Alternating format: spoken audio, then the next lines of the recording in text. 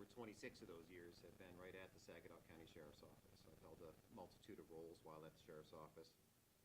And as most of you know, yes, I am the one that was given the call by the Army Reserve to check on Robert Card September of 2023. We're going to talk to you about a few things here today. You're going to meet Bob Staples and John Nutting, and there's something we want to have brought to your attention, and or some of the things that could have been changed to potentially have had a different outcome last October. Before I start, first, I'd like to say how sorry I am to the victims and their families for all that they have gone through. I wish something was done differently on a number of different levels that could have changed the outcome. I wish that I had more information to act on so that I or someone or anyone could have acted differently. Secondly, I'm not here to sway votes in November in any way. I will not lower myself to the governor's standards. I want the public to know the truth about what happened last September. Thirdly, I want the public to know. Good. Thirdly, I want members of the public to know what the governor has suppressed in not promoting the progressive treatment program enacted into law in 2003, which could have very well changed the events that occurred in Lewiston last October. I've been contacted by several individuals within our community. Many of them are from the Democratic Party, and they are not happy with Governor Mills and the Lewiston Commission's findings. I was told the Commission's report was portrayed in such a way with significant omissions to include excluding exculpatory evidence being left out, to deflect off of her own failures as governor of the state of Maine. I was told the governor was partly to blame for the tragedy. As I was told this, even I was skeptical of this line of thinking until Governor Mills' press conference on September 6th, when she took this horrible tragedy and made it into a political sideshow. When she strongly hinted to voters this fall who to consider who they voted for Sagadahoc County Sheriff. A despicable and abhorrent act, to say the least, on the governor's part. Governor Mills' speech shows that the investigation by her hand-picked commission was in fact politically motivated and not about displaying the unvarnished facts, as she purported. The investigation did not show all of the unvarnished facts.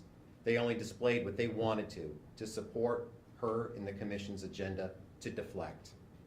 This became clear to anyone with even average intelligence who watched Mills when she addressed Mainers on September 6th in that news conference. And now we know why. If you hang on, we'll get to that, and we'll explain why a little bit further in a moment. I will give a brief sample here today with proof, not hollow words, that the commission had evidence which they failed to share with the public. The motivation here was to deflect off of her own, Governor Mills's callous neglect and failures. As governor to protect Mainers by not promoting the progressive treatment program, which, as mentioned earlier, was enacted into law in 2003. Retired Senator John Nutting will expand on what the governor has done to subdue the progressive treatment program under her watch, both as Attorney General and now governor. There are many things wrong with the Independent Commission's report. Unvarnished facts were purposely omitted to deceive you, the people of Maine. There are many things wrong with the Independent Commission's report. For those that even do a minimal amount of investigating on the internet, you will see it became clear through evidence that I was not on scene trying to reach Robert Card for just 16 minutes, but rather hours. The commission knew that. The governor and the commission lied to you. I know these are monumental words calling out big hitters in their respective fields. Here blown up in front of you, you'll find pages from the commission's report. You'll find page 50, 51, and 52. Please take note of what is missing from the timeline, which paints a very different picture from what was portrayed to you. By the governor and her handpicked commission. Here are my phone records from September 15th, 16th, and 17th. And if you look at them, they go backwards. I did what's called a cell phone dump, and you'll see you have to start on the right-hand page and start at the bottom and work your way up, reading backwards essentially to follow the timeline. It's the way the report just happens to be generated. Those phone records show a significant amount of effort that was put into reaching Robert Card. Until what? What changed my mind? It was until I spoke to two members of the Army Reserve. The complainant, Sergeant Kelvin Moat, who waited over 7 hours to have his concerns vicariously reported to me through a coworker at the Ellsworth PD. Remember, this is the guy who testified he was so concerned the hairs on the back of his neck stood up and he immediately jumped into action and called Captain Reamer, but he waited over 7 hours. That's what he testified to. I also spoke to his superior, Captain Reamer. I was told by both of them that Sergeant Hodgson had credibility issues. Why was Captain Reamer's comment, which was captured on cruiser camera, of having to take Sergeant Hodgson's complaint with a grain of salt omitted from the Commission's report?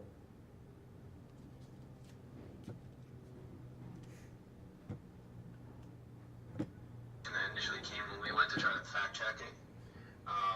The text message, the guy who sent it out, he was unable to even give specifics during that. So I don't know where that, the validity of the text messages, but there was enough that we were concerned and needed to do a check well-being and stuff like that because of his history and our understanding of it.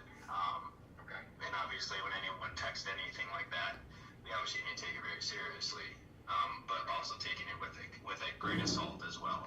Right. That was the second time that Hodgson's credibility was mentioned to me. You'll notice a few things here.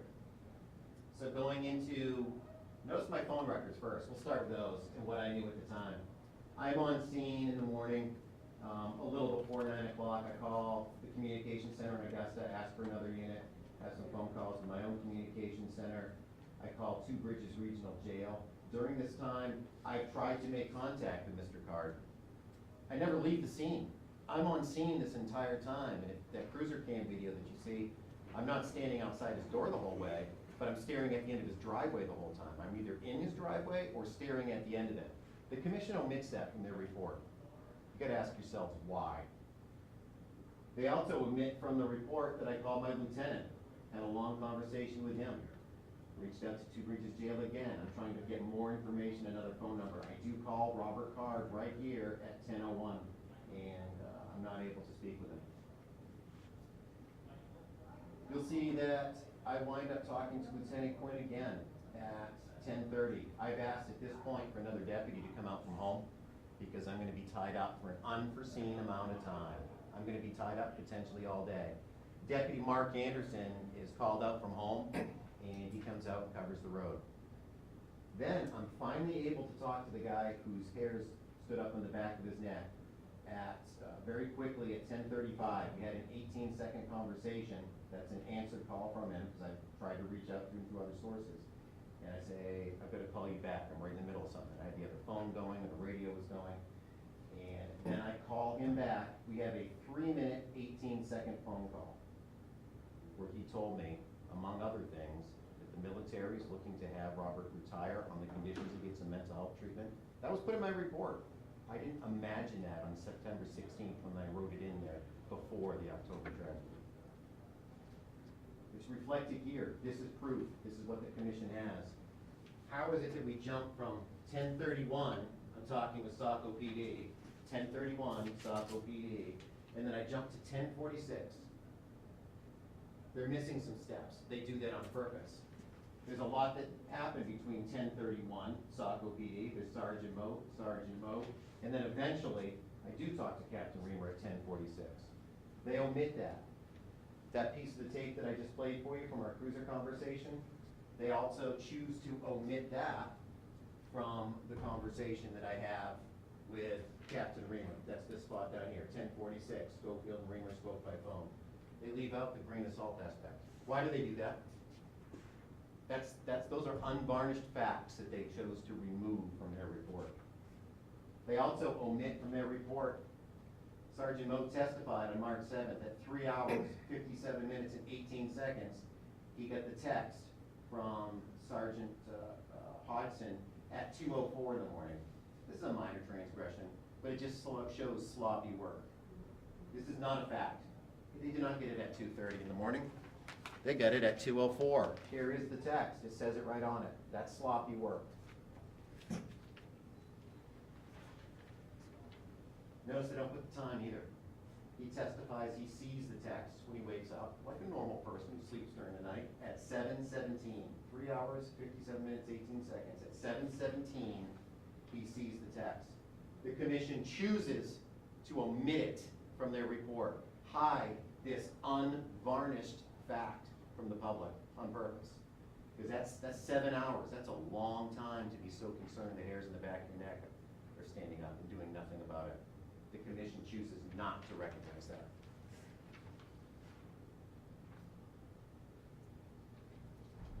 If you go back, I'll go back to the podium here. Deputy Anderson comes out, he covers my zone. And I continue to do other things.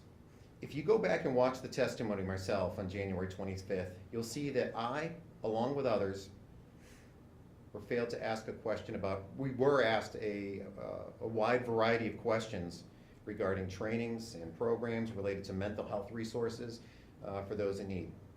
Please note that not one commission member asks about my knowledge of the progressive treatment program. Why do you think that is? If you would, folks, take a look at this thank you letter from the Maine Hospital Association.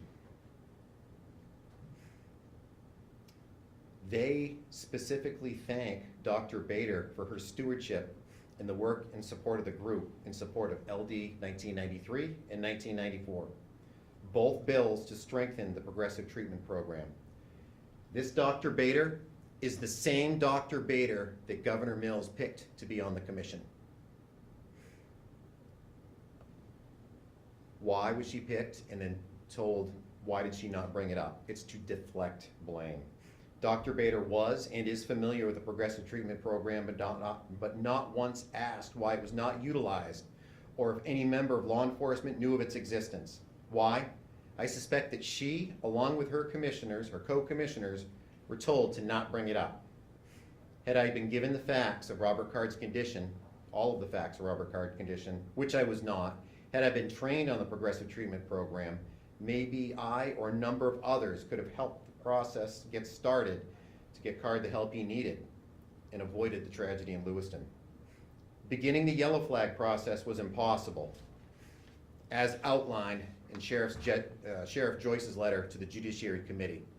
This is also Exhibit B, which the commission had, and has chose to hide from you, the public, where he says the yellow flag law was essentially useless in a very similar situation that I had. You folks in the media are happy to take a look at that. I am so angry at Governor Mills. She would go so low to make this horrific event a political, going so far to, without words, endorse her buddy, Joel Mary, to be sheriff. It is so shamefully appalling to not provide the unvarnished facts and alter actuality in the timeline of what occurred so the victims and their families can know the truth. Sheriff Mary, you sat back and done relatively nothing knowing these inaccuracies, omitted details, facts that are wrong in the commission's report, and have done relatively nothing to illuminate the public. Shame on you. We needed leadership more than ever during those difficult times. Do you folks have any questions so far? All three of us will speak and then we'll do questions together. You got it. Hi, my name is Bob Staples. This is my son right here. On Tuesday, August 6th, our son Brett was tragically killed by being struck by a train. Brett suffered from schizoaffective disorder. His mother and I tried for years to get him help. Help wasn't there. 8 days after Brett died, John Nutting told me about the Progressive Treatment Program, or PTP as I'm going to refer to it from now on. That program might have helped Brett. No one told us about the PTP. 2 years ago, Brett went out in negative 20 degrees weather in his stocking feet and got severe frostbite on his feet. He lost half of one foot and half of a toe on the other. Brett was clearly a danger to himself. No one at Maine Med told us about PTP. No one at Houston Commons, where he was staying, which is run by Spurwink, told us about PTP. No one at Spring Harbor, where he had gotten into 5 years ago, told us about PTP. No one at Franklin Memorial Hospital, where we took him after an overdose and where he broke a nurse's hand, told us about PTP. We do not blame any of them for not telling us, as the problem lies with the failed policies of Governor Janet Mills' administration. Governor Mills has made sure that people who can make referrals to PTP have not been trained or even made aware of the program. The two biggest groups who can make referrals are medical and law enforcement. Since Brett's death, I've talked to about 70 people in the medical and law enforcement fields. Only one had vaguely heard of the program. The rest were surprised that Maine had a program like PTP and could have helped many people that they deal with who are in crisis. Because of Governor Mills' failed policies, my wife and I are forming a nonprofit to raise the public awareness and train designated referrers to increase the use of all current and future statutes and programs that would increase the likelihood that someone suffering from a brain disorder would stay on their treatment plan and have successes in their lives. The purpose of the nonprofit is to address the problems of brain disorders and the impact they have on individuals, families, the community, and law enforcement. Brain disorders are not well understood and their impacts are not often known until after a tragic event. The 4 goals of the nonprofit are: 1, educating families and members of the public about the causes and impacts of brain disorders; 2, informing the public, caregivers, and law enforcement personnel of ways to assist people with brain disorders to be successful members of the community; 3, informing and educating law enforcement and crisis personnel of the options under Maine law to address behaviors related to brain disorders; and 4, advocating for policies, laws, and programs to address the problem. We're still in the formative stages of the nonprofit. We actually hope to file with the state in the next week or 2. Once we're approved by the state, we hope to begin raising money to accomplish our goals. We are putting together a board. Our board will include people from medical, law enforcement, parents, lawyers, and others with a skill set to help. Thank you for your time. Next up, the Honorable John Nutting.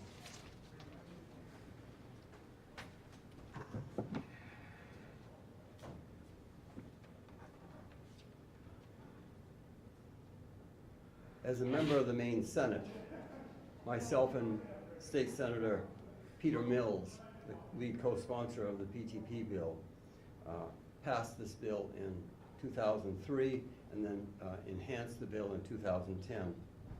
And it was a very controversial bill amongst some, but the vote in the Senate was 32-3.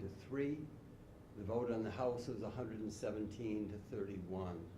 They were overwhelmingly bipartisan votes. In 2022, there was a study group about strengthening the PTP law. And I was a member, along with many other people, on that study group. That study group studying the PTP law was headed up by Dr. Bader from DHHS. That's why I find it so amazing that she served through the whole commission process, never once mentioned a question about PTP to any of the people testifying. As a result of that study group, 2 bills were presented to the legislature, LD 1993 and LD 1994. Both bills passed the legislature unanimously. 1994 is a bill to create a legal fund for non-state hospitals and law enforcement to use to institute a district court PTP hearing. So the legislature weighed in very firmly, unanimously, that they wanted the bill expanded. They wanted more people, more groups to use it. And so that bill has become law. It had to become law without her signature because she wouldn't sign it in, Governor Mills wouldn't sign it into law, but it did become law and has been implemented. LT 1993 was an even more interesting bill to Peter Mills and myself and other members of the commission. The 1993 bill was the bill to have a PTP monitor and to charge DHHS to undergo a training initiatives about PTP with initiators of the law. That study group expected it to be paid for in-house from the 18 members of DHHS's Mental Health Services Treatment and Recovery Team. That's what we were told. When the bill came out to have votes on the House and Senate floor in 2022, all of a sudden it had a $272,000 fiscal note, and they had to hire one individual for $168,000 to do this monitoring and training. And of course that killed the bill because of funding, because nobody in the commission that had been meeting for several months on this issue suspected that, felt that was justified at all. They have 18 people in that treatment and recovery team and could have easily done a half-day training for the sheriffs and half-day training for the chiefs of police and a half-day training for the district attorneys and a half-day training for the psychiatric group homes, et cetera, like that. That's what was called for. The other thing I also feel compelled to speak about is a policy director of the main chapter of the National Shattering Silence Coalition. Things are happening fast in this front. As we speak, the attorneys representing the victims of Lewiston are going to court to try to get a copy of the 132-page discharge papers from Four Winds Hospital on Robert Card. Now, Brian McMaster from the commission on the morning of July 15th, told me personally that the Lewiston Commission had received the 132 pages of discharge planning from Maine's Attorney General, because Maine's Attorney General had got it from New York State. And our group has totally in support if the victims' families want to get a copy of the 132 pages of the discharge planning. But we feel very strongly that the general public deserves the right to read the discharge report from Four Winds Hospital and to read what they wanted the state of Maine to do to keep Robert Card stabilized. Because when he was released on August 3rd as a private citizen, he was stable on olanzapine. And we feel that having the public be able to read this Four Winds discharge report will kind of clear a lot of the smoke away from the smoke screen that's been tried to be put on this issue, that it's just about guns, guns, guns. It's really about staying on their treatment plan. Robert Card met every criteria for the treatment plan, for the PTP plan, to stay on it. And so it's very, very frustrating to us, but we're hopeful.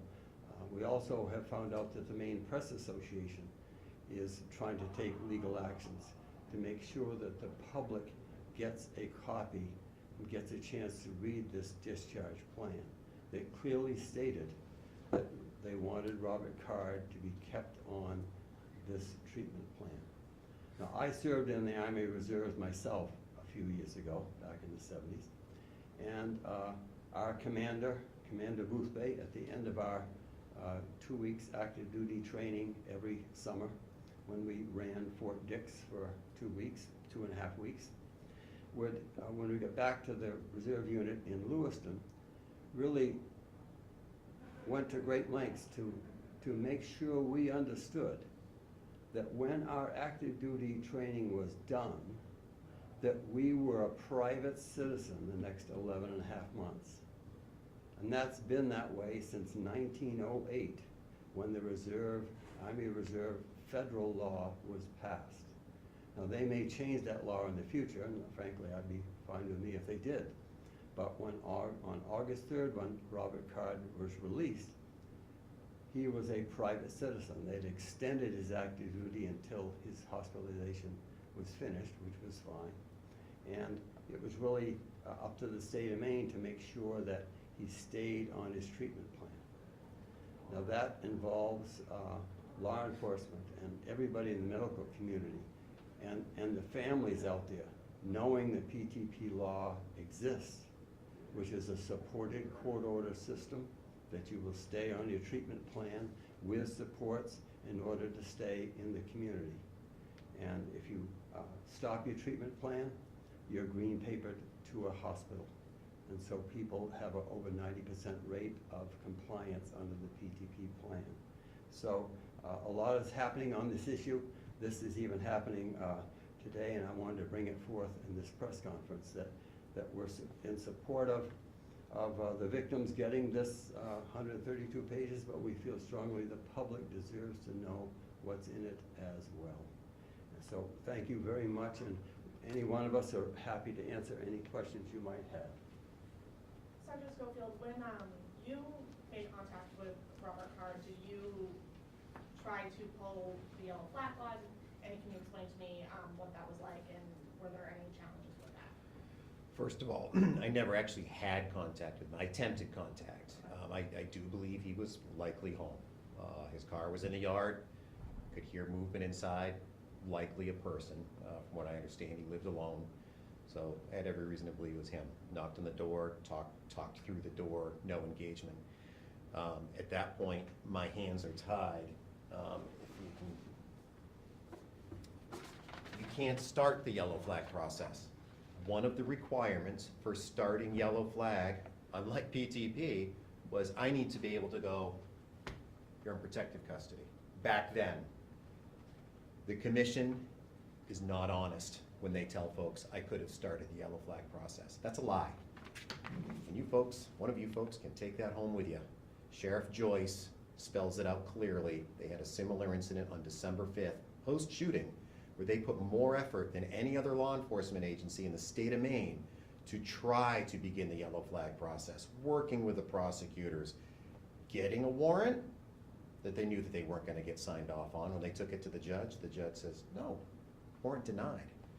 So, and keep in mind, while I was trying to make contact, I hadn't talked to Moat and Reamer yet. After I talked to them, they changed my mindset entirely from where I was headed, and I reached out to the family as a failsafe.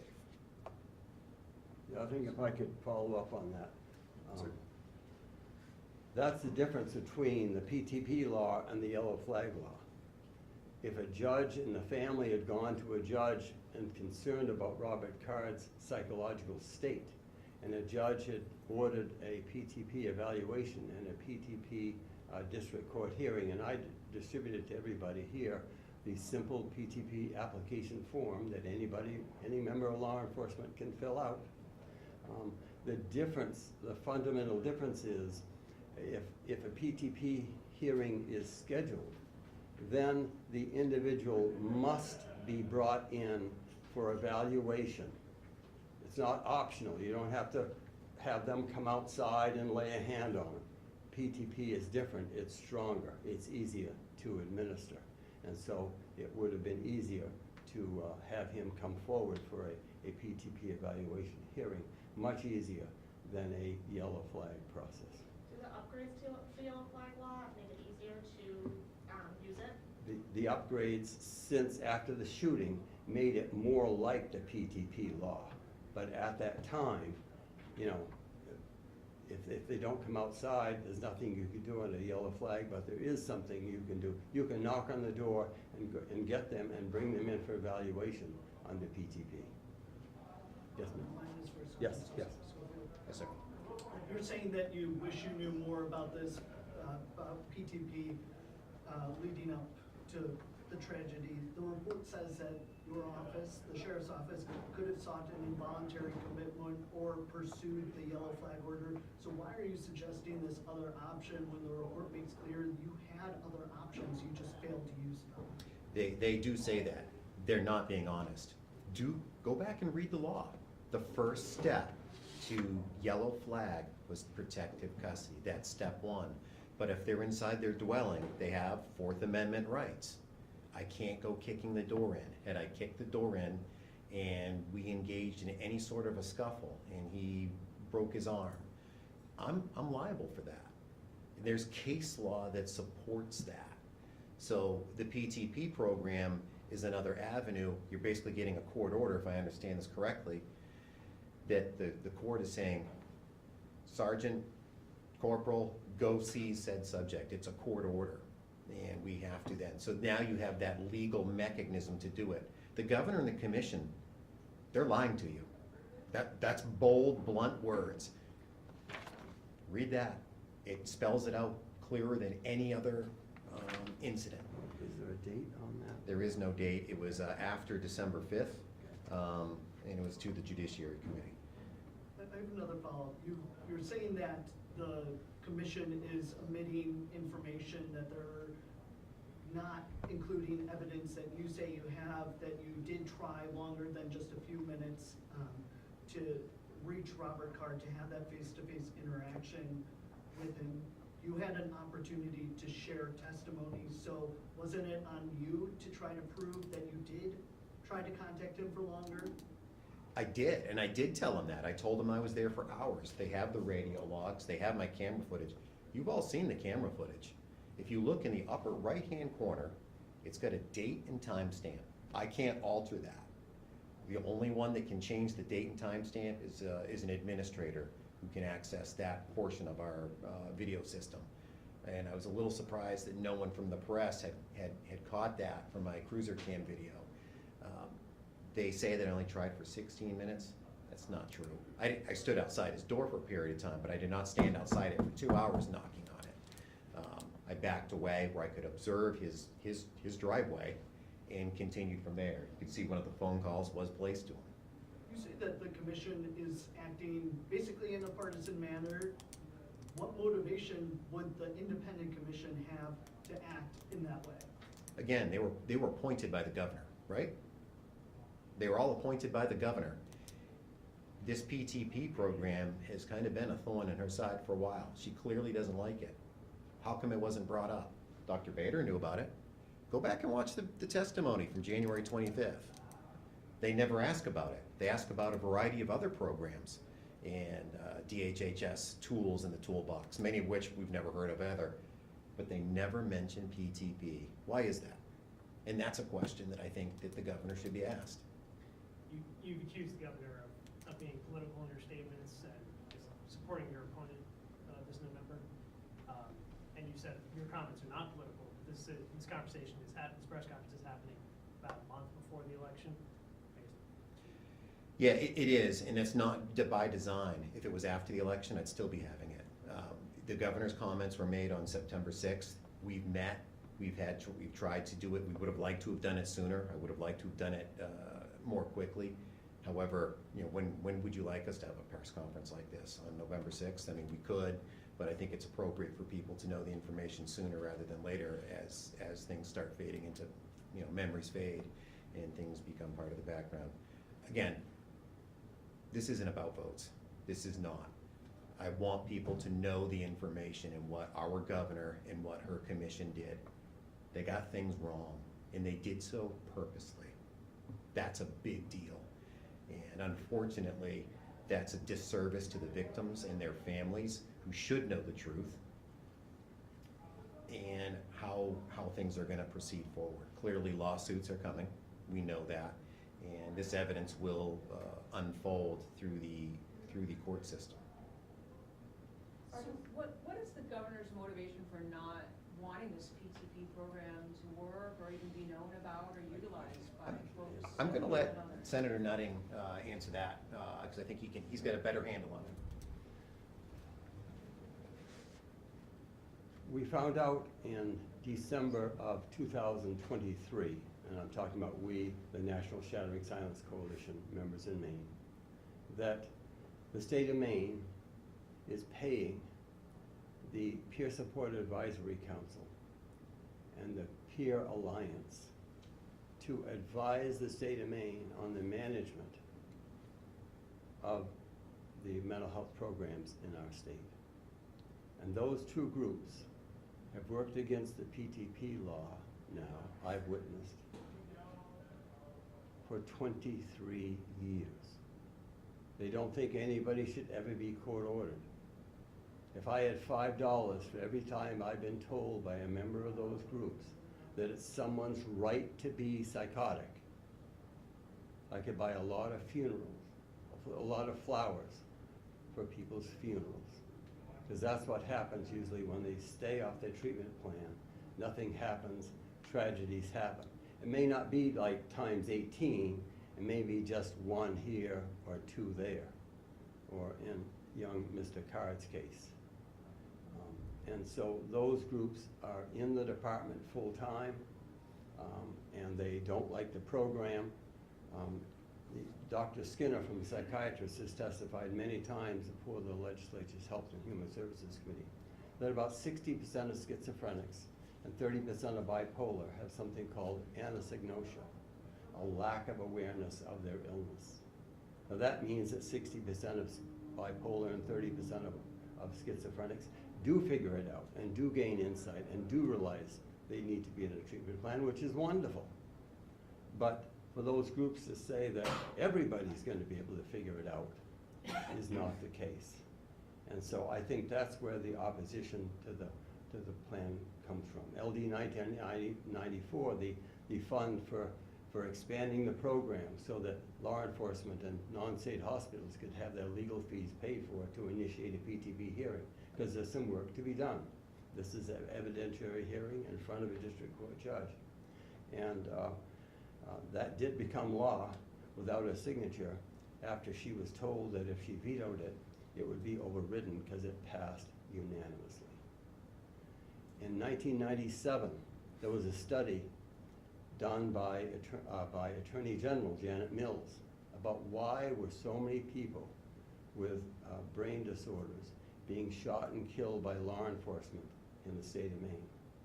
And their number one recommendation in 1997 was for the state of Maine to use the PTP plan more than we have been using it. And in effect, we're using it less today than we were then.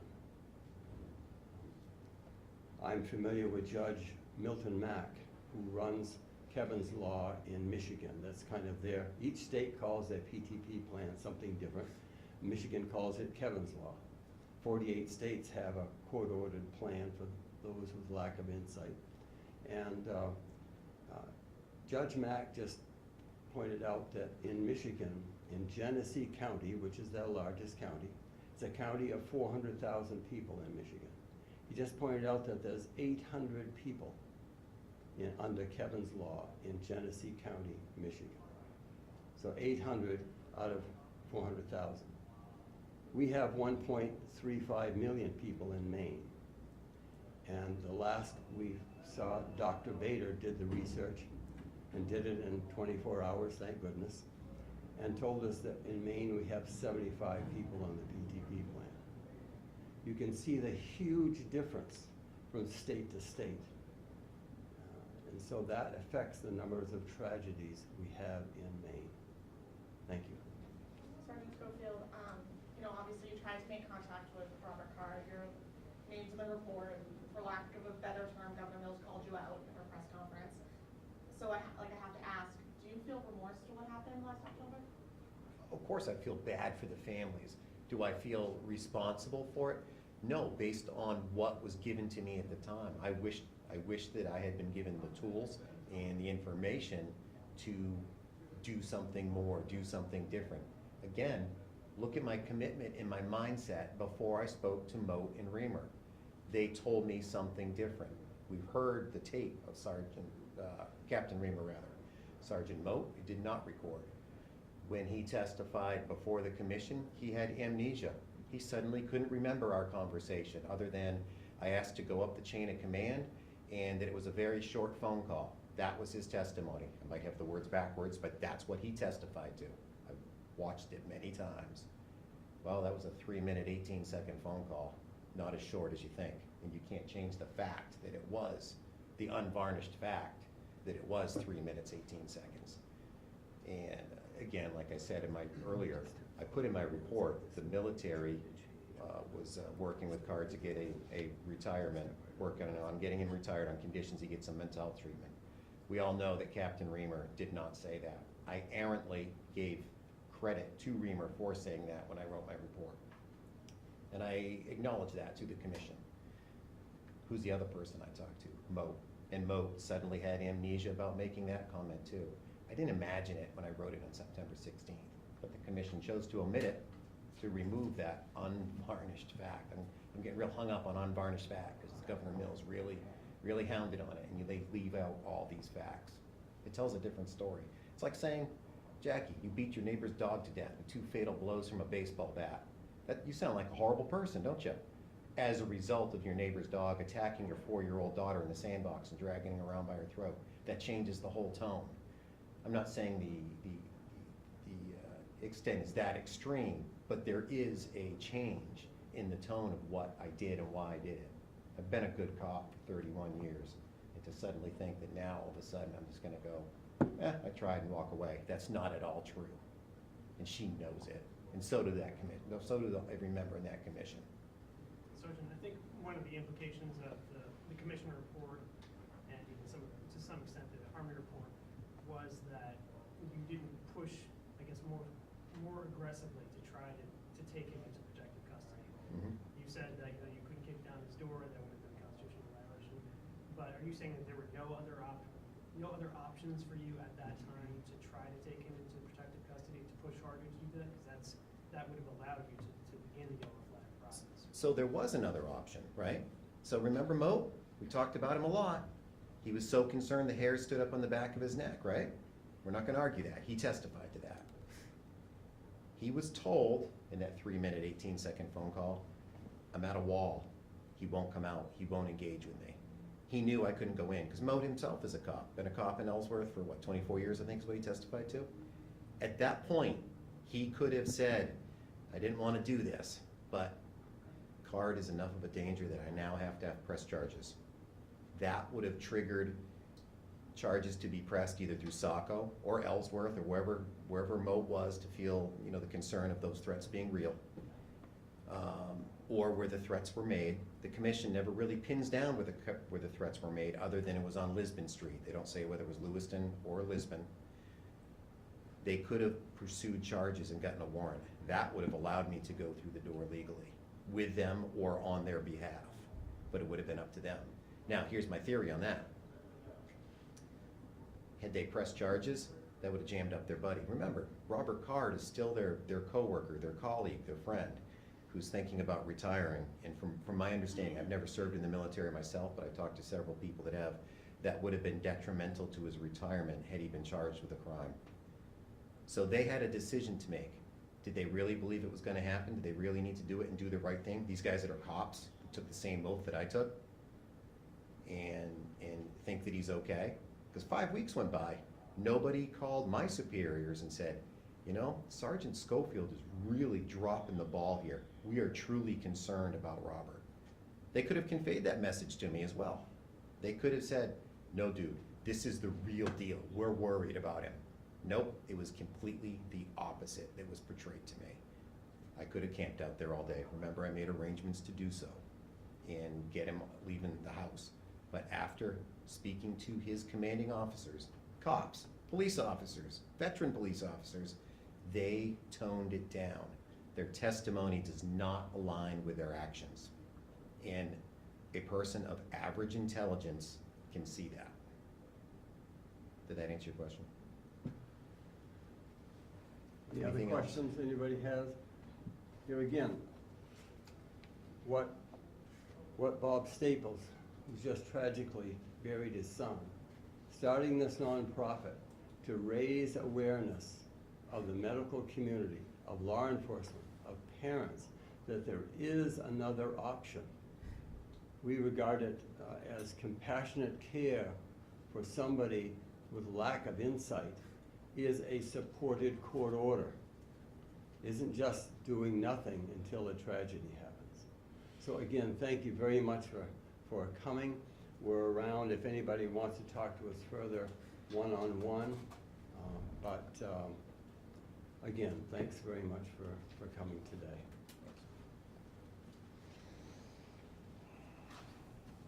If you guys want that, you can have it. It's the only copy.